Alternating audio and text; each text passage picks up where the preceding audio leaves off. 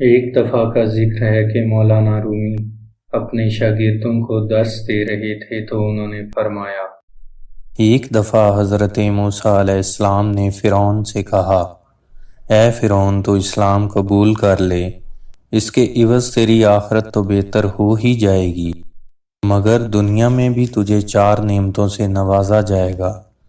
تو اعلان اس بات کا اقرار کر لے کہ اللہ تعالیٰ کے سوا اور کوئی خدا نہیں، اور وہ بلندی پر افلاک اور ستاروں کا پستی میں، جنوں انس، شیاطین اور جانوروں کا پیدا کرنے والا ہے، پہاڑوں، دریاؤں، جنگلوں اور بیابانوں کا بھی خالق و مالک ہے۔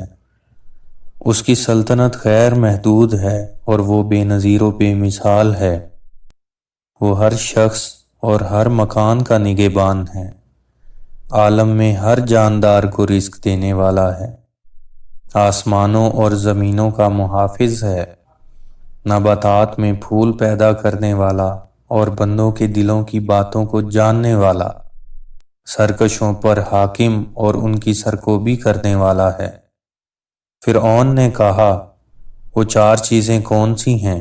آپ علیہ السلام مجھے بتلائیں، شاید ان عمدہ نعمتوں کے سبب میرے کفر کا شکنجہ ڈھیلا ہو جائے اور میرے اسلام لانے سے سینکڑوں کے کفر کا کفل ٹوٹ جائے اور وہ مشرف با اسلام ہو جائیں۔ اے موسیٰ علیہ السلام، جلد ان نعمتوں کے متعلق بیان کرو، ممکن ہے کہ میری ہدایت کا دروازہ کھل جائے۔ حضرت موسیٰ علیہ السلام نے حکم الہی سے فرمایا، اگر تو اسلام قبول کر لے تو پہلی نعمت تجھے یہ ملے گی کہ تو ہمیشہ تندرست رہے گا اور کبھی بھی بیمار نہیں ہوگا، اپنے خانہ تن میں تعلق خداوندی کا ایسا خزانہ دیکھے گا جس کو حاصل کرنے کے لیے تو اپنی تمام خواہشات نفسانیہ کو مرضیات الہیہ کے تابع کرنے کے لیے مجاہدات میں جان تک دینے کو تیار ہو جائے گا۔ اس سے جو دولت تمہیں ملے گی وہ رشک ہفتے اقلیم ہوگی۔ خواہشات کے ابر کو پھاڑنے کے بعد مہتاب حقیقی کا نور تاباں مست کر دیتا ہے۔ اے فرعون، جس طرح ایک کیڑے کو ہرا پتا اپنے اندر مشغول کر کے انگور سے محروم کر دیتا ہے، اس طرح یہ دنیائے حقیر تجھے اپنے اندر مشغول کر کے مولائے حقیقی سے محروم کیے ہوئے ہے اور تو کیڑے کی طرح لذائذ جسمانیہ میں مصروف ہے۔ تیسری نعمت تجھے یہ عطا ہوگی کہ ابھی تو ایک ملک کا بادشاہ ہے، اسلام لانے کے بعد تجھے 2 ملک عطا ہوں گے۔ یہ ملک تجھے اللہ تعالیٰ سے بغاوت کرنے کی حالت میں ملا ہے، اطاعت کی حالت میں کیا کچھ عطا ہوگا۔ جس کے فضل نے تجھے تیرے ظلم کی حالت میں اس قدر دیا ہے تو اس کی عنایت وفا کی حالت میں کس درجہ تک ہوگی۔ اور چوتھی نعمت یہ ملے گی کہ تو ہمیشہ جوان رہے گا اور تیرے بال بھی کالے رہیں گے۔ یہ باتیں سن کر فرعون کا دل بہت متاثر ہوا۔ اس نے حضرت موسیٰ علیہ السلام سے کہا، اچھا، میں اپنی اہلیہ سے مشورہ کر لوں۔ اس کے بعد وہ گھر گیا اور حضرت آسیہ رضی اللہ تعالی عنہا سے اس معاملے میں گفتگو کی۔ حضرت آسیہ رضی اللہ تعالی عنہا کا جواب مولانا روم نے بڑے پیارے انداز میں بیان فرمایا۔ باز گفتوئی سخن با آسیہ، گفت جاں افشاں بریں اے دل سیاہ۔ فرعون نے اپنی بیوی آسیہ رضی اللہ تعالی عنہا سے جب یہ ماجرا بیان کیا تو انہوں نے کہا، ارے اس وعدہ پر جان قربان کر دے۔ وقت کشت آمد زہے پر سود گشت، این بگفت و گریہ کرد و گرم گشت۔ کھیتی تیار ہے اور نہایت مفید ہے، اب تک جو وقت گزرا ہے سب بے فائدہ گزرا ہے۔ یہ کہہ کر وہ زارو قطار رونے لگی۔ پھر انہوں نے کہا، تجھے مبارک ہو، آفتاب تیرا تاج ہو گیا۔ حضرت موسیٰ علیہ السلام نے تیری برائیوں کی بھی پردہ پوشی کی اور تجھے دولت باطنی دینا چاہتے ہیں۔ گنجے کا عیب تو معمولی ٹوپی چھپا سکتی ہے، مگر تیرے ایوب کو تو اللہ تعالیٰ کی رحمت چھپانا چاہتی ہے۔ میری تو رائے یہ ہے کہ تجھے کسی سے مشورہ کرنے کی ضرورت ہی نہیں تھی۔ تجھے اس مجلس میں فوراً اس دعوت حق کو خوشی خوشی قبول کر لینا چاہیے تھا۔ حضرت موسیٰ علیہ السلام نے جو دعوت تمہیں دی ہے، کوئی ایسی ویسی بات تو نہ تھی جس میں تو مشورہ ڈھونڈتا پھر رہا ہے۔ یہ تو ایسی بات تھی کہ سورج جیسے رفیع المرتب مخلوق کے کانوں میں بھی پڑتی تو وہ سر کے بل اس کو قبول کرنے کے لیے آسمان سے زمین پر آ جاتا۔ اے فرعون، یہ عنایت تجھ پر خدا کی ایسی ہے جیسے ابلیس پر رحمت ہونے لگے۔ یہ حق تعالیٰ کا معمولی کرم نہیں کہ تجھ جیسے سرکش اور ظالم کو یاد فرما رہی ہیں۔ ارے مجھے تو یہ تعجب ہے کہ اس کے کرم کو دیکھ کر خوشی سے تیرا پتا کیوں نہیں پھٹ گیا اور وہ برقرار کیسے رہا؟ اگر تیرا پتا خوشی سے پھٹ جاتا تو دونوں جہاں سے تجھے حصہ مل جاتا، دنیا میں نیک نامی اور آخرت میں نجات ہوتی۔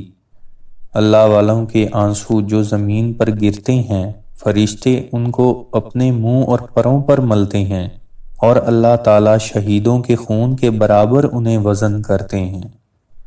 حضرت آسیہ رضی اللہ تعالیٰ عنہا نے فرعون سے کہا، تو پسو پیش نہ کر، ایک قطرے کو فوراً بہا دے اور اپنے نفس کو جھکا دے، تکبر کے باعث اعراض نہ کر تاکہ دریائے قرب حق سے تو مشرف ہو جاوے۔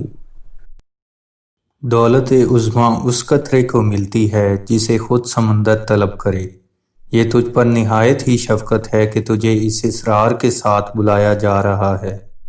دریائے رحمت خود تجھے بلا رہا ہے، تو کیوں دیر کرتا ہے؟ جلد اپنے آپ کو ان کے ہاتھ فروخت کر دے۔ اگر تو بے دست و پا ہے، اپنی ذاتی صحیح سے اس دریا تک نہیں پہنچ سکتا، تو اپنے آپ کو حکم موسیٰ علیہ السلام کا بالکل مطیع کر دے۔ جن انعامات کا تجھ سے وعدہ کیا جا رہا ہے، تو ان پر بدگمانی مت کر، انہیں فریب و دھوکہ مت سمجھ، بلکہ ان انعامات کو جلد حاصل کر تاکہ تو کہیں غلط بینی سے دھوکہ کھا کر برباد نہ ہو جائے۔ اپنی گردن خدا کے سامنے جھکا دے، اس کی بشارت سے خوش ہو جا۔ کب تک سرکشی کرتا رہے گا اور گردن تکبر سے اونچی رکھے گا؟ توقف مت کر، جلد محبوب حقیقی سے مل جا۔ وہ خالق و مالک تجھے تیرے گناہوں پر شرمندہ نہیں کر رہا تو اس کا شکر ادا کر۔ خدا تجھے اپنے فضل سے اپنے تک رسائی کا راستہ دے رہا ہے تو دوڑ کر جا۔ دیکھ تو صحیح ہے فرعون، اس قدر تیرے کفر عظیم کے باوجود اس کا کرم تجھے کیوں کر قبول کر رہا ہے؟ کیا یہ انعام اور عطائے شاہی قابل قدر نہیں؟ ایسا عجیب بازار کس کے ہاتھ لگتا ہے کہ ایک گل کے عوض گلزار ملتا ہو اور ایک دانے کے عوض 100 درخت ملتے ہوں۔ اس سوز و گداز کے ساتھ حضرت آسیہ رضی اللہ تعالیٰ عنہ نے رغبت دلائی کہ جلد از جلد وہ رجوع اللہ کرے۔ فرعون نے وہی الفاظ پھر دہرائے، اچھا ہم اپنے وزیر حامان سے بھی مشورہ کر لیں۔ حضرت آسیہ رضی اللہ تعالیٰ عنہ نے کہا، اس سے بیان نہ کرو، وہ اس کا اہل نہیں، بھلا اندھی بڑھیا بادشاہی کی قدر کیا جانے۔ نااہل کے وزیر بھی نااہل ہوتے ہیں، ہر شخص اپنے ہم جنس سے ہی مشورہ لینا پسند کرتا ہے۔ الغرض فرعون نے حامان سے ساری باتیں کہہ دیں اور اس سے مشورہ مانگا کہ اب مجھے کیا کرنا چاہیے۔ حامان یہ باتیں سن کر لال پیلا ہو گیا۔ غم و غصے میں آ کر اس نے اپنا گریباں چاک کر ڈالا اور شور مچانا شروع کر دیا۔ اپنی دستار کو زمین پر پٹک دیا اور کہا، ہائے حضور کی شان میں موسیٰ نے ایسی گستاخی کی، نعوذ باللہ۔ آپ کی شان تو یہ ہے کہ تمام کائنات آپ کی مسخر ہے، مشرق سے مغرب تک سب آپ کے پاس خراج لاتے ہیں، اور سلاطین آپ کے آستانہ کی خاک بخوبی چومتے ہیں۔ انہوں نے آپ کی سخت توہین کی ہے۔ آپ تو خود پوری دنیا کے لیے مسجود و معبود بنے ہیں، آپ ان کی بات مان کر ایک ادنا غلام بننا چاہتے ہیں۔ اگر حضور آپ کو اسلام کی دعوت قبول ہی کرنا ہے تو پہلے مجھے مار ڈالیے، تاکہ کم از کم میں آپ کی یہ توہین اپنی آنکھوں سے نہ دیکھ سکوں۔ آپ میری گردن فوراً مار دیں، میں اس منظر کو دیکھنے کی تاب نہیں رکھتا کہ آسمان زمین بن جائے۔ میں اس منظر کو دیکھنے کی تاب نہیں رکھتا کہ آسمان زمین بن جائے۔ اور خدا بندہ بن جائے، ہمارے غلام ہمارے آقا بن جائیں۔ مولانا روم یہاں اس حامان بے ایمان کو مخاطب ہو کر سخت ناراضگی کا اظہار کرتے ہیں۔ اے حامان مردود، کتنی ایسی حکومتیں جو مشرق تا مغرب پھیلی ہوئی تھیں، مگر خدا کے قہر سے آج ان کا نام و نشان نہیں ہے۔ جو زہر قاتل مشورہ حامان نے دیا، اس کے بارے مولانا اظہار کرتے ہیں۔ این تکبر زہر قاتل واں کے ہست، از مئے پر زہر گشت آں کی جو مست۔ یہ تکبر جو حامان میں تھا زہر قاتل تھا، اور اسی زہر آلودہ شراب سے حامان بدمست ہو کر احمق ہو گیا تھا، اور اس ملعون کے مشورے سے فرعون نے قبول حق سے انکار کر کے خود کو دائمی رسوائی اور عذاب کے حوالے کر دیا۔ جب فرعون حامان کے بہکاوے میں آ گیا اور حضرت موسیٰ علیہ السلام کے دست مبارک پر دعوت حق کو قبول کرنے سے انکار کر دیا، تو حضرت موسیٰ علیہ السلام نے فرمایا، ہم نے تو بہت سخاوت اور عنایت کی تھی، مگر صد افسوس یہ گورے نایاب تیرے مقدر میں نہ تھے۔ درس حیات: جاہل، احمق اور بد کردار سے اچھے مشورے کی توقع ہرگز نہ رکھو۔ اگر عورت بھی صاحب کردار ہے تو اس سے مشورہ کر لو، وہ تمہیں اچھا مشورہ دے گی۔ بے وقوف کی صحبت سے تنہائی بہتر ہے، لیکن تنہائی سے بہتر ہے کہ اچھے لوگوں کی تلاش جاری رکھو، یقیناً تم ان تک پہنچ جاؤ گے۔ اگر آپ کو یہ ویڈیو پسند آئی ہے تو اس کو لائک کریں اور کومنٹس کے سیکشن میں اپنی قیمتی رائے بھی دیں۔